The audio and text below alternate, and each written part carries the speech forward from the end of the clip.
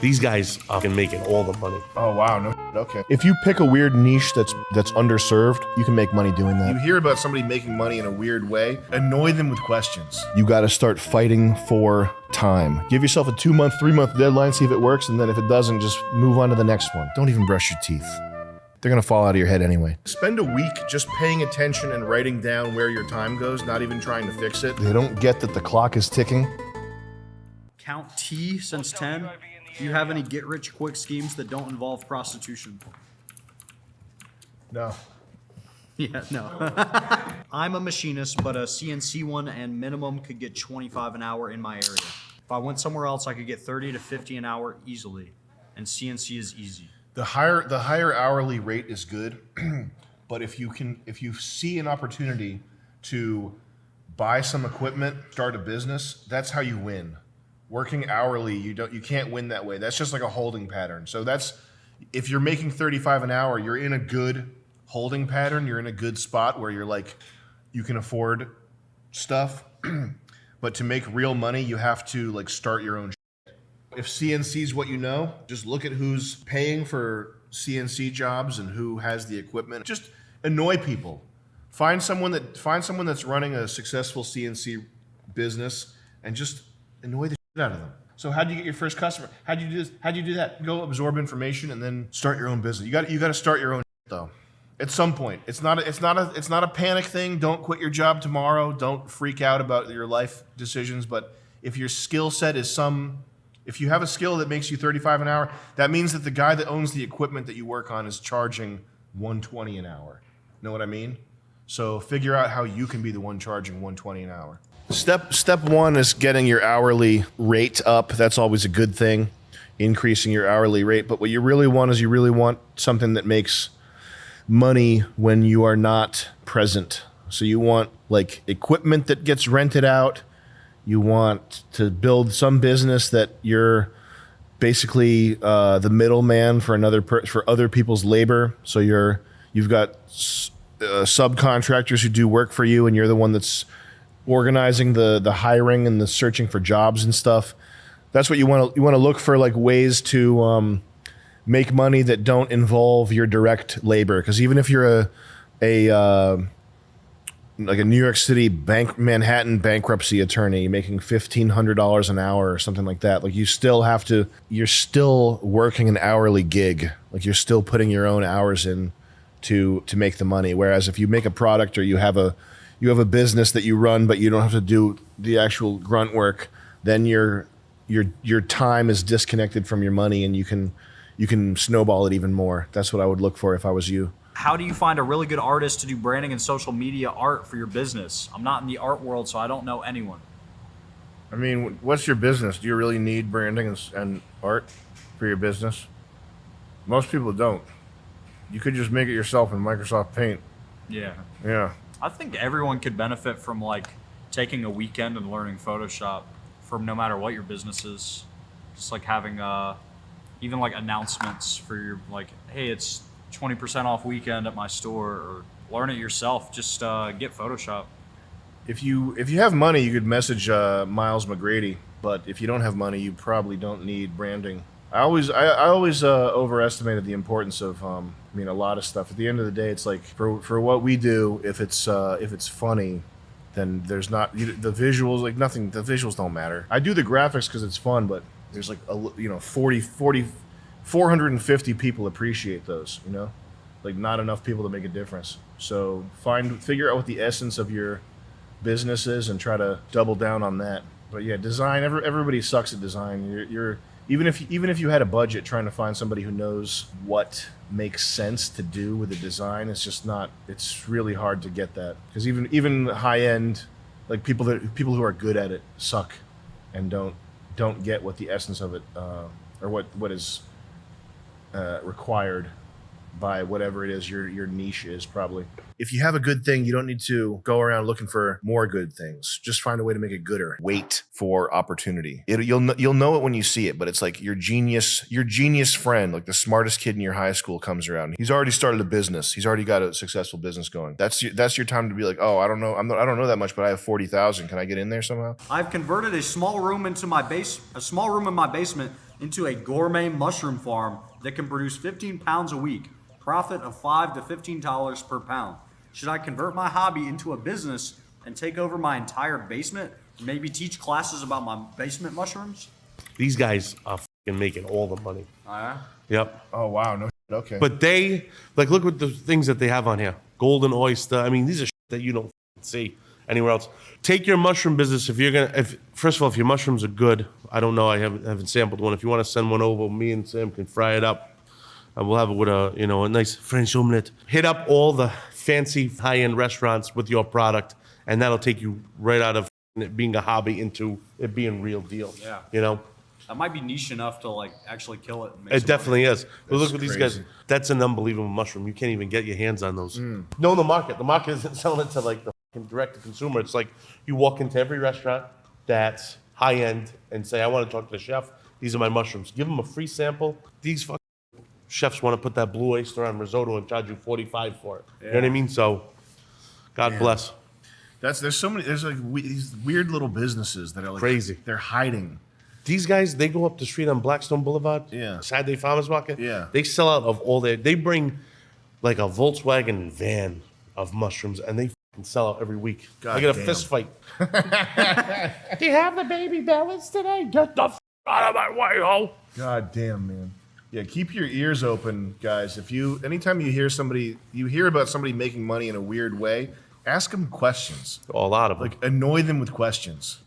Like dig in. That's what Nick does.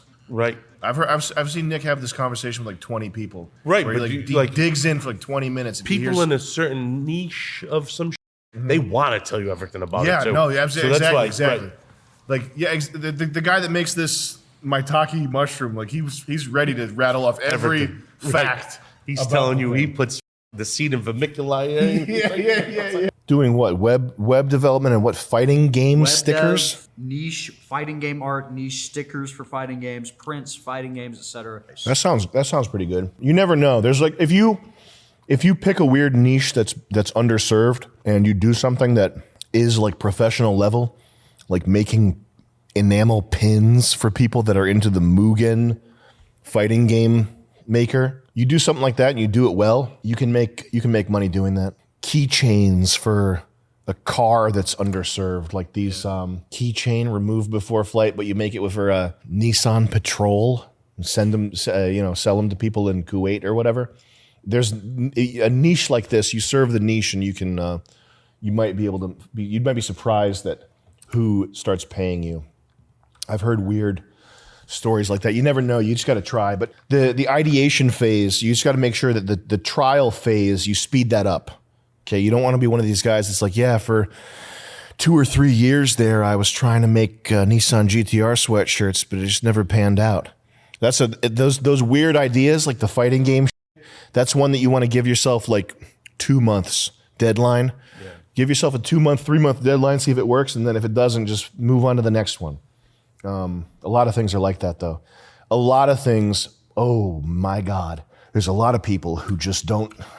They don't put the speed on. They don't get that the clock is ticking. And there's a billion stories that are like, man, me and my friends, we had this idea to do cannabis pipe tobacco that was scented and it was air freshener. But just we got cut with logistics and finding a supplier. We spent about 3 years. My guy, that's not these little piece ideas are not things that should take you 3 years to suss out whether they work. You have the clock is ticking. Take 3 months. Anybody who thinks a long timeline like that is acceptable for some throwaway idea that you can play test that on Redbubble or whatever, Kickstarter, Indiegogo, have someone make make packaging for you. This is a 3-month thing, not a 3-year thing. And anybody who's cool with a long timeline, like if you're developing a business with your friends, get new friends.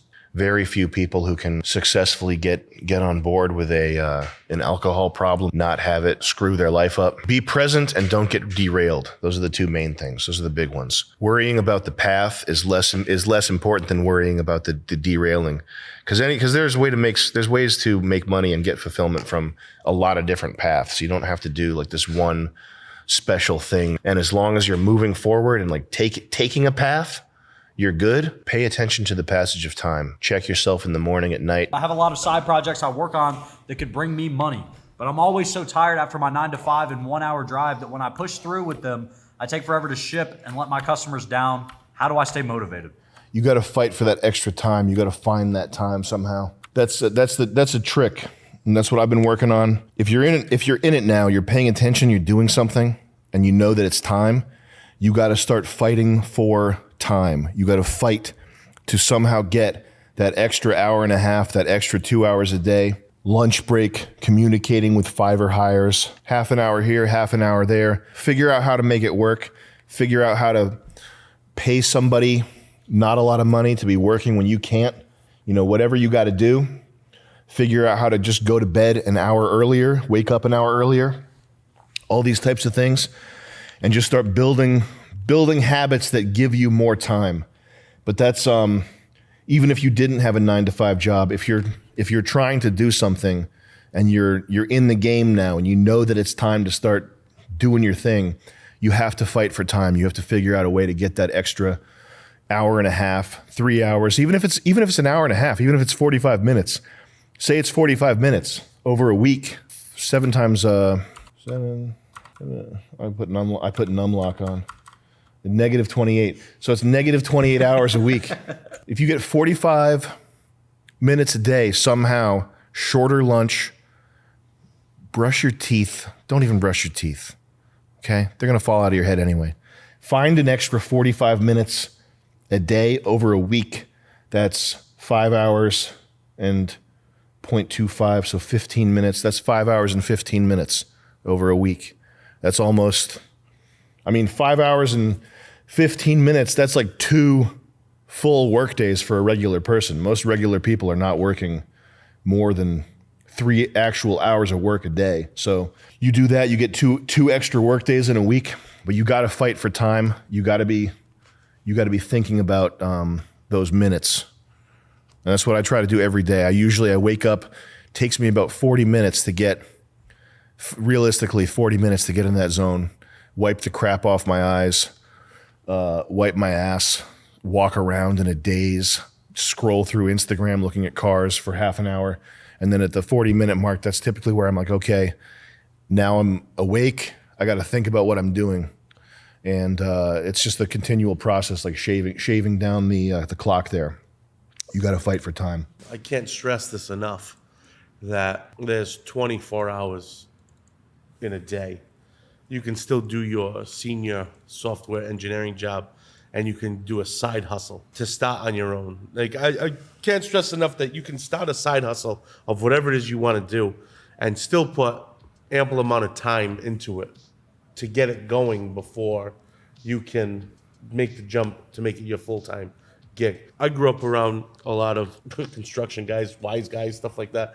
And one guy always used to say to me, work so hard on your side hustle until it makes you more money than your normal job, right? So that's the way it was kind of instilled to me as a kid. Like, that's it. Like, I've always had a little side hustle and then, made the jump to make that my real gig. So you got 24 hours a day, sleep for 8 of them, get your good night's sleep, and then grind the rest of the time.